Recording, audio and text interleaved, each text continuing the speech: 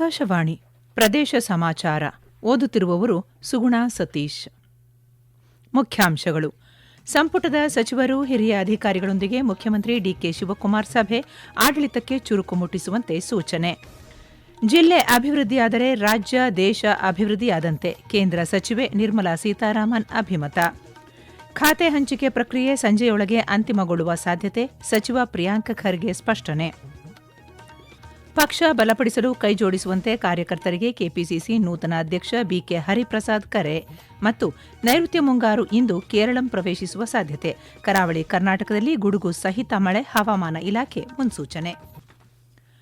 ಆಡಳಿತಕ್ಕೆ ಚುರುಕು ಮುಟ್ಟಿಸುವಂತೆ ಮುಖ್ಯಮಂತ್ರಿ ಡಿಕೆ ಶಿವಕುಮಾರ್ ಅಧಿಕಾರಿಗಳಿಗೆ ಸೂಚನೆ ನೀಡಿದ್ದಾರೆ. ವಿಧಾನಸೌಧದಲ್ಲಿಂದು ನಡೆದ ಸರ್ಕಾರದ ಎಲ್ಲ ಅಪರ ಮುಖ್ಯ ಕಾರ್ಯದರ್ಶಿಗಳು, ಪ್ರಧಾನ ಕಾರ್ಯದರ್ಶಿಗಳು ಹಾಗೂ ಕಾರ್ಯದರ್ಶಿಗಳ ಸಭೆ ಬಳಿಕ ಸುದ್ದಿಗಾರರೊಂದಿಗೆ ಮಾತನಾಡಿದ ಅವರು, ಮುಂದಿನ 15 ದಿನಗಳೊಳಗೆ ಕಾರ್ಯಯೋಜನೆ ನೀಡುವಂತೆ ಸೂಚನೆ ನೀಡಿದ್ದಾರೆ. ಯಾರ ಒತ್ತಡಕ್ಕೂ ಮಣಿಯದೆ ಕಾರ್ಯನಿರ್ವಹಿಸುವಂತೆ ಅಧಿಕಾರಿಗಳಿಗೆ ನಿರ್ದೇಶನ ನೀಡಿದ್ದಾರೆ. ಸಭೆಯಲ್ಲಿ ಉಪಮುಖ್ಯಮಂತ್ರಿ ಡಾ ಜಿ ಪರಮೇಶ್ವರ್, ಸಚಿವರಾದ ರಾಮಲಿಂಗಾರೆಡ್ಡಿ, ಈಶ್ವರ್ ಖಂಡ್ರೆ, ಯುಟಿ ಖಾದರ್ ಹಾಗೂ ಸರ್ಕಾರದ ಮುಖ್ಯ ಕಾರ್ಯದರ್ಶಿ ಶಾಲಿನಿ ರಜನೀಶ್ ಉಪಸ್ಥಿತರಿದ್ದರು. ಸಭೆಯಲ್ಲಿ ಹಿರಿಯ ಪೊಲೀಸ್ ಅಧಿಕಾರಿಗಳು ಭಾಗವಹಿಸಿದ್ದರು. ಯಾದಗಿರಿ ಜಿಲ್ಲೆಯ ಗುರುಮಠ್ಕಲ್ ತಾಲೂಕಿನ ಬಡೇಪಲ್ಲಿ ಗ್ರಾಮದಲ್ಲಿ ರೈತರ ತರಬೇತಿ ಹಾಗೂ ಸಾಮಾನ್ಯ ಸೌಲಭ್ಯ ಕೇಂದ್ರವನ್ನು ಕೇಂದ್ರ ಹಣಕಾಸು ಸಚಿವೆ ನಿರ್ಮಲಾ ಸೀತಾರಾಮನ್ ಉದ್ಘಾಟಿಸಿದರು. ಈ ಸಂದರ್ಭದಲ್ಲಿ ಮಾತನಾಡಿದ ಅವರು, ಈ ಕೇಂದ್ರವನ್ನು ಮಹಿಳೆಯರೇ ನಡೆಸುತ್ತಿರುವುದು ಶ್ಲಾಘನೀಯ ಎಂದು ಹೇಳಿದರು. ಇದೇ ವೇಳೆ ಯಾದಗಿರಿ ಜಿಲ್ಲೆ ಅಭಿವೃದ್ಧಿಯಲ್ಲಿ ಹಿಂದುಳಿದಿರುವ ಬಗ್ಗೆ ಅವರು ಕಳವಳ ವ್ಯಕ್ತಪಡಿಸಿದರು. ಪ್ರಧಾನಿ ನರೇಂದ್ರ ಮೋದಿ ಅವರು ಅಧಿಕಾರಕ್ಕೆ ಬಂದ ಬಳಿಕ ಪ್ರತಿಯೊಂದು ಜಿಲ್ಲೆಯ ಅಭಿವೃದ್ಧಿಗೂ ಪಣ ತೊಟ್ಟಿದ್ದು, ಪ್ರತಿಯೊಬ್ಬ ವ್ಯಕ್ತಿಯೂ ಬಡತನದಿಂದ ಮುಕ್ತವಾಗಲು ಶ್ರಮಿಸಲಾಗುತ್ತಿದೆ ಎಂದು ಹೇಳಿದರು. ನಬಾರ್ಡ್ ನೆರವಿನೊಂದಿಗೆ ಈ ರೈತ ತರಬೇತಿ ಹಾಗೂ ಸಾಮಾನ್ಯ ಸೌಲಭ್ಯ ತರಬೇತಿ ಕೇಂದ್ರವನ್ನು ಅಭಿವೃದ್ಧಿಪಡಿಸಲಾಗಿದೆ ಎಂದು ಹೇಳಿದ್ದಾರೆ. ಇಲ್ಲಿ ತಯಾರಾಗುವ ಉತ್ಪನ್ನಗಳನ್ನು ಇ-ಕಾಮರ್ಸ್ಗೆ ಪರಿಚಯಿಸುವಂತೆ ನಬಾರ್ಡ್ ಅಧಿಕಾರಿಗಳಿಗೆ ಸೂಚಿಸಿದ್ದಾರೆ. ಒಂದು ಜಿಲ್ಲೆ ಅಭಿವೃದ್ಧಿಯಾದರೆ ರಾಜ್ಯ ಹಾಗೂ ದೇಶ ಅಭಿವೃದ್ಧಿಯಾದಂತೆ ಎಂದು ಸಚಿವೆ ನಿರ್ಮಲಾ ಸೀತಾರಾಮನ್ ಅಭಿಪ್ರಾಯಪಟ್ಟಿದ್ದಾರೆ. ಖಾತೆ ಹಂಚಿಕೆ ಪ್ರಕ್ರಿಯೆ ಸಂಜೆಯೊಳಗೆ ಅಂತಿಮಗೊಳ್ಳುವ ಸಾಧ್ಯತೆ ಇದೆ ಎಂದು ಸಚಿವ ಪ್ರಿಯಾಂಕ್ ಖರ್ಗೆ ಹೇಳಿದ್ದಾರೆ.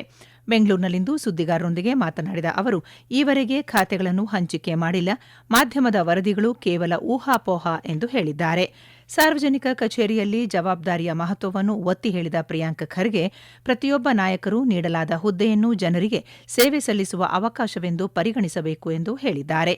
ಇದೇ ವೇಳೆ ಪಕ್ಷದೊಳಗಿನ ಆಂತರಿಕ ಗೊಂದಲಗಳ ವರದಿಯನ್ನು ಪ್ರಿಯಾಂಕ್ ಖರ್ಗೆ ತಳ್ಳಿಹಾಕಿದ್ದಾರೆ. ಪಕ್ಷ ಸಂಘಟಿಸಲು ಹಾಗೂ ಪಕ್ಷವನ್ನು ಬಲಪಡಿಸಲು ಕೈಜೋಡಿಸುವಂತೆ ಕೆಪಿಸಿಸಿ ನೂತನ ಅಧ್ಯಕ್ಷ ಬಿಕೆ ಹರಿಪ್ರಸಾದ್ ಕಾರ್ಯಕರ್ತರಿಗೆ ಕರೆ ನೀಡಿದ್ದಾರೆ. ಬೆಂಗಳೂರಿನಲ್ಲಿಂದು ಸುದ್ದಿಗಾರರೊಂದಿಗೆ ಮಾತನಾಡಿದ ಅವರು, ಸಚಿವ ಸ್ಥಾನ ಸಿಗದೆ ಅಸಮಾಧಾನಗೊಂಡಿರುವ ನಾಯಕರಿಗೆ ಪಕ್ಷದ ಸಂಘಟನೆಗೆ ಒತ್ತು ನೀಡುವಂತೆ ಸಲಹೆ ನೀಡಿದ್ದಾರೆ. ಸಂಘಟನೆ ಮತ್ತು ಸರ್ಕಾರ ಎರಡನ್ನೂ ಸಮತೋಲನವಾಗಿ ಹಂಚಿಕೊಂಡು ಕಾರ್ಯನಿರ್ವಹಿಸುವಂತೆ ತಿಳಿಸಿದ್ದಾರೆ. ಸಾಮಾನ್ಯ ಕಾರ್ಯಕರ್ತರಿಗೆ ಏನೇ ತೊಂದರೆಯಾದರೂ ಸದಾ ಜೊತೆಗಿರುವುದಾಗಿ ಭರವಸೆ ನೀಡಿದ್ದಾರೆ. ಕೇರಳಂ ನೂತನ ಮುಖ್ಯಮಂತ್ರಿ ರಾಜ್ಯದ ಆರ್ಥಿಕ ಸ್ಥಿತಿಗತಿಯ ನೈಜ ಚಿತ್ರಣವನ್ನು ಜನರ ಮುಂದಿಡುವ ಉದ್ದೇಶದಿಂದ ಹಣಕಾಸು ಶ್ವೇತಪತ್ರ ಮಂಡಿಸಿರುವುದು ಸ್ವಾಗತಾರ್ಹವಾಗಿದೆ ಎಂದು ಪ್ರತಿಪಕ್ಷ ನಾಯಕ ಆರ್ ಅಶೋಕ ಹೇಳಿದ್ದಾರೆ. ಇದೇ ಮಾದರಿಯಲ್ಲಿ ರಾಜ್ಯದಲ್ಲಿ ನೂತನ ಮುಖ್ಯಮಂತ್ರಿ ಡಿಕೆ ಶಿವಕುಮಾರ್ ರಾಜ್ಯದ ಹಣಕಾಸಿನ ಸ್ಥಿತಿಗತಿಯ ಕುರಿತು ಶ್ವೇತಪತ್ರ ಮಂಡಿಸಬೇಕು ಎಂದು ಆಗ್ರಹಿಸಿದ್ದಾರೆ. ಸಾಮಾಜಿಕ ಮಾಧ್ಯಮ ಎಕ್ಸ್ನಲ್ಲಿ ಪೋಸ್ಟ್ ಮಾಡಿರುವ ಅವರು, ರಾಜ್ಯದ ಸಾಲ ಎಷ್ಟು ಹೆಚ್ಚಾಗಿದೆ, ಸರ್ಕಾರದ ಖಜಾನೆಯ ನಿಜವಾದ ಸ್ಥಿತಿಗತಿ ಏನು ಹಾಗೂ ಮುಂದಿನ ಪೀಳಿಗೆಯ ಮೇಲೆ ಎಷ್ಟು ಹೊರೆ ಹಾಕಲಾಗಿದೆ ಎಂದು ಪ್ರಶ್ನಿಸಿದ್ದಾರೆ. ಪ್ರದೇಶ ಸಮಾಚಾರ ಕೇಳುತ್ತಿದ್ದೀರಿ. ನಮ್ಮ ಎಲ್ಲಾ ರಾಷ್ಟ್ರೀಯ ವಾರ್ತೆಗಳು ಹಾಗೂ ಪ್ರದೇಶ ಸಮಾಚಾರ ಈಗ ಆಕಾಶವಾಣಿ ನ್ಯೂಸ್ ಕನ್ನಡ ಯೂಟ್ಯೂಬ್ ಚಾನೆಲ್ನಲ್ಲಿ ಲಭ್ಯ. ನಮ್ಮ ಎಕ್ಸ್ ಖಾತೆ ಮತ್ತು ಇನ್ಸ್ಟಾಗ್ರಾಂ ಖಾತೆ ಆಕಾಶವಾಣಿ ನ್ಯೂಸ್ ಕನ್ನಡ. ಹೆಚ್ಚಿನ ಮಾಹಿತಿಗಾಗಿ ನಮ್ಮ ಫೇಸ್ಬುಕ್ ಖಾತೆ AIR ಕನ್ನಡ ನ್ಯೂಸ್ ಅನುಸರಿಸಿ. ಮಾಹಿತಿಯ ಹೂರಣ ವಾರದ ಕಾರ್ಯಕ್ರಮ ಪ್ರಚಲಿತ ವಿದ್ಯಮಾನ ಪ್ರತಿ ಬುಧವಾರ 9:15ಕ್ಕೆ.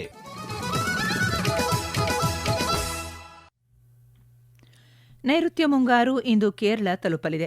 ಈ ಹಿನ್ನೆಲೆಯಲ್ಲಿ ಕೇರಳ, ಕರಾವಳಿ, ಕರ್ನಾಟಕ ಸೇರಿದಂತೆ ಹಲವೆಡೆ ವ್ಯಾಪಕ ಮಳೆಯಾಗಲಿದೆ ಎಂದು ಕೇಂದ್ರ ಹವಾಮಾನ ಇಲಾಖೆ ಮುನ್ಸೂಚನೆ ನೀಡಿದೆ. ಮುಂಬರುವ ದಿನಗಳಲ್ಲಿ ಕರಾವಳಿ ಕರ್ನಾಟಕದಲ್ಲಿ ಗುಡುಗು ಸಹಿತ ಮಳೆಯಾಗುವ ನಿರೀಕ್ಷೆ ಇದೆ. ಮುಂಗಾರು ಆಗಮನವು ಭಾರತದ ವಾರ್ಷಿಕ 4 ತಿಂಗಳ ಮಳೆಗಾಲದ ಆರಂಭವನ್ನು ಸೂಚಿಸುತ್ತದೆ. ಮುಂಗಾರು ಆಗಮನದಿಂದಾಗಿ ದೇಶದಲ್ಲಿ ಕೃಷಿ ಚಟುವಟಿಕೆ ಆರಂಭಗೊಳ್ಳುವ ಮುನ್ಸೂಚನೆ ದೊರೆತಿದೆ. ಚಿಕ್ಕಮಗಳೂರು ಜಿಲ್ಲೆಯಲ್ಲಿ ಮಳೆಯಿಂದ ಹಾನಿಯುಂಟಾಗುವ ಪ್ರದೇಶಗಳ ಬಗ್ಗೆ ಸಮೀಕ್ಷೆ ನಡೆಸಲಾಗಿದ್ದು, ಜಿಲ್ಲೆಯಲ್ಲಿ ಒಟ್ಟು 164 ಸೂಕ್ಷ್ಮ ದುರ್ಬಲ ಪ್ರದೇಶಗಳು ಎಂದು ಗುರುತಿಸಲಾಗಿದೆ ಎಂದು ಜಿಲ್ಲಾಧಿಕಾರಿ ಭನ್ವರ್ ಸಿಂಗ್ ಮೀನಾ ತಿಳಿಸಿದ್ದಾರೆ. ಮುಂಗಾರು ಮಳೆ ಆರಂಭಕ್ಕೂ ಮುನ್ನ ಅಗತ್ಯ ಮುನ್ನೆಚ್ಚರಿಕೆ ಕ್ರಮಗಳನ್ನು ಕೈಗೊಳ್ಳಲಾಗಿದೆ. ಅಪಾಯದಲ್ಲಿರುವ ತಗ್ಗು ಪ್ರದೇಶಗಳಲ್ಲಿರುವ ಮನೆಗಳಲ್ಲಿ ವಾಸಿಸುವವರ ಸ್ಥಳಾಂತರಕ್ಕೆ ಸೂಚಿಸಲಾಗಿದೆ ಎಂದು ಹೇಳಿದ್ದಾರೆ. ಜಿಲ್ಲೆಯ ಎಲ್ಲ ತಾಲೂಕು ಕೇಂದ್ರಗಳಲ್ಲಿ ಮಳೆಯ ಹಾನಿಯ ಕಂಟ್ರೋಲ್ ರೂಂಗಳನ್ನು ತೆರೆಯಲಾಗಿದ್ದು, ಮಳೆಯಿಂದ ಹಾನಿಯುಂಟಾದರೆ ಸಹಾಯಕ್ಕೆ ಧಾವಿಸಲು ಸಿಬ್ಬಂದಿ ನಿಯೋಜಿಸಲಾಗಿದೆ ಎಂದು ಮಾಹಿತಿ ನೀಡಿದ್ದಾರೆ. ಇಲ್ಲಿಯವರೆಗೆ ಸುರಿದ ಮಳೆಗೆ ಜಿಲ್ಲೆಯಲ್ಲಿ 1 ಮನೆ ಸಂಪೂರ್ಣ ಹಾನಿಯಾಗಿದ್ದು, 51 ಮನೆಗಳಿಗೆ ಭಾಗಶಃ ಹಾನಿಯಾಗಿದೆ. 1870 ವಿದ್ಯುತ್ ಕಂಬಗಳು ಬಿದ್ದಿವೆ ಎಂದು ತಿಳಿಸಿದ್ದಾರೆ. ಭಾರತೀಯ ಹವಾಮಾನ ಇಲಾಖೆ ಉತ್ತರ ಕನ್ನಡ ಜಿಲ್ಲೆಯಲ್ಲಿ ಇಂದು ಮತ್ತು ನಾಳೆಯವರೆಗೆ ಮಧ್ಯಮ ಮಳೆ ಹಾಗೂ ಇದೇ 6ರಿಂದ 10ರವರೆಗೆ ಭಾರೀ ಮಳೆಯಾಗುವ ಸಾಧ್ಯತೆ ಇದೆ ಎಂದು ಮುನ್ಸೂಚನೆ ನೀಡಿದೆ. ಈ ಹಿನ್ನೆಲೆಯಲ್ಲಿ ಜಿಲ್ಲೆಯಲ್ಲಿ ಅಗತ್ಯ ಮುನ್ನೆಚ್ಚರಿಕೆ ಮತ್ತು ಸಿದ್ಧತೆಗಳನ್ನು ಕೈಗೊಳ್ಳಲಾಗಿದೆ ಎಂದು ಜಿಲ್ಲಾಧಿಕಾರಿ ಕೆ. ಲಕ್ಷ್ಮೀಪ್ರಿಯಾ ತಿಳಿಸಿದ್ದಾರೆ. ಜಿಲ್ಲಾಡಳಿತ ಮುಂಗಾರು ಪೂರ್ವದ ಸಿದ್ಧತೆ ಮಾಡಿಕೊಂಡಿದ್ದು, ಜಿಲ್ಲೆಯಲ್ಲಿ 294 ಕಾಳಜಿ ಕೇಂದ್ರಗಳನ್ನು ಗುರುತಿಸಲಾಗಿದೆ. ಪ್ರತಿ ಕಾಳಜಿ ಕೇಂದ್ರಗಳಿಗೆ ನೋಡಲ್ ಅಧಿಕಾರಿಗಳನ್ನು ನೇಮಿಸಲಾಗಿದೆ ಎಂದು ಹೇಳಿದ್ದಾರೆ. ಭಾರತೀಯ ಭೂವಿಜ್ಞಾನ ಸರ್ವೇಕ್ಷಣಾ ಇಲಾಖೆ ಜಿಲ್ಲೆಯಲ್ಲಿ 439 ಭೂಕುಸಿತ ಸಂಭವನೀಯ ಸ್ಥಳಗಳ ಪಟ್ಟಿ ನೀಡಿದೆ ಎಂದು ತಿಳಿಸಿದ್ದಾರೆ. ಸಾರ್ವಜನಿಕರು ಯಾವುದೇ ತುರ್ತು ಸಂದರ್ಭಗಳಲ್ಲಿ ಜಿಲ್ಲಾ ಹಾಗೂ ತಾಲೂಕು ವಿಪತ್ತು ನಿರ್ವಹಣಾ ಕೇಂದ್ರದ ಕಂಟ್ರೋಲ್ ರೂಂಗೆ ದೂರವಾಣಿ ಕರೆ ಮಾಡಿ ಸಂಪರ್ಕಿಸುವಂತೆ ಪ್ರಕಟಣೆಯಲ್ಲಿ ತಿಳಿಸಿದ್ದಾರೆ. ಹಾವೇರಿ ಜಿಲ್ಲೆಯಲ್ಲಿ ಚುನಾವಣಾ ಆಯೋಗದ ನಿರ್ದೇಶನದಂತೆ ಮತದಾರರ ಪಟ್ಟಿ ವಿಶೇಷ ಸಮಗ್ರ ಪರಿಷ್ಕರಣೆ ಕಾರ್ಯ ಇದೇ 30ರಿಂದ ಪ್ರಾರಂಭವಾಗಲಿದ್ದು, ಪರಿಷ್ಕರಣೆಗೆ ಎಲ್ಲ ಅಗತ್ಯ ಸಿದ್ಧತೆಗಳನ್ನು ಮಾಡಿಕೊಳ್ಳಲಾಗಿದೆ ಎಂದು ಜಿಲ್ಲಾ ಚುನಾವಣಾಧಿಕಾರಿ ಡಾ ವಿಜಯ ಮಹಾಂತೇಶ ದಾನಮ್ಮನವರ್ ತಿಳಿಸಿದ್ದಾರೆ. ಹಾವೇರಿಯಲ್ಲಿಂದು ಸುದ್ದಿಗಾರರೊಂದಿಗೆ ಮಾತನಾಡಿದ ಅವರು, ಮತದಾರರ ಪಟ್ಟಿ ವಿಶೇಷ ಸಮಗ್ರ ಪರಿಷ್ಕರಣೆಗೆ ಸಂಬಂಧಿಸಿದಂತೆ ಈಗಾಗಲೇ 2002ರ ಮತದಾರರ ಪಟ್ಟಿ ಜೊತೆಗೆ ಮ್ಯಾಪಿಂಗ್ ನಡೆಸಲಾಗಿದೆ. ಯಾವುದೇ ಗೊಂದಲವಿಲ್ಲದೆ ಸಾರ್ವಜನಿಕರು ಹಾಗೂ ರಾಜಕೀಯ ಪಕ್ಷಗಳ ಸಹಕಾರದಿಂದ ಯಶಸ್ವಿಯಾಗಿ ಮತದಾರರ ಪಟ್ಟಿ ಪರಿಷ್ಕರಣೆ ನಡೆಸಲಾಗುವುದು ಎಂದು ಮಾಹಿತಿ ನೀಡಿದ್ದಾರೆ.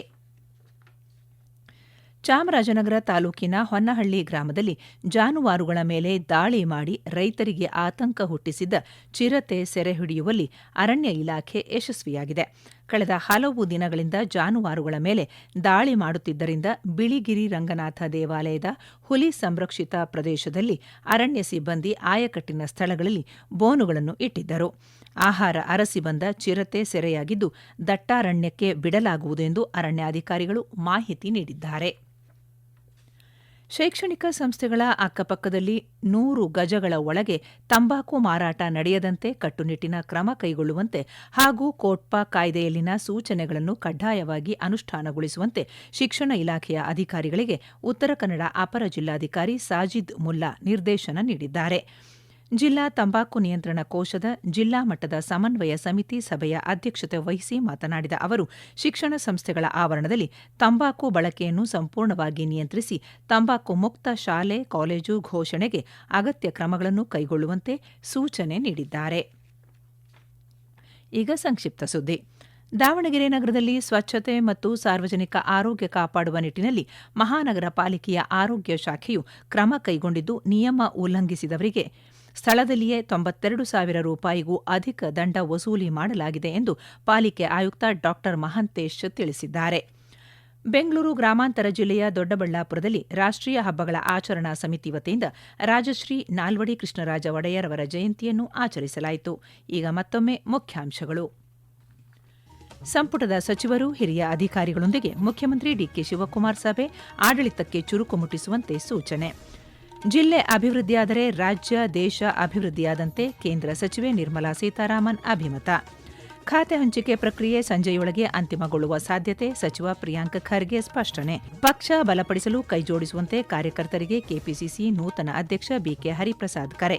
ಮತ್ತು ನೈಋತ್ಯ ಮುಂಗಾರು ಇಂದು ಕೇರಳ ಪ್ರವೇಶಿಸುವ ಸಾಧ್ಯತೆ, ಕರಾವಳಿ ಕರ್ನಾಟಕದಲ್ಲಿ ಗುಡುಗು ಸಹಿತ ಮಳೆ, ಹವಾಮಾನ ಇಲಾಖೆ ಮುನ್ಸೂಚನೆ. ಇಲ್ಲಿಗೆ ಪ್ರದೇಶ ಸಮಾಚಾರ ಮುಗಿಯಿತು.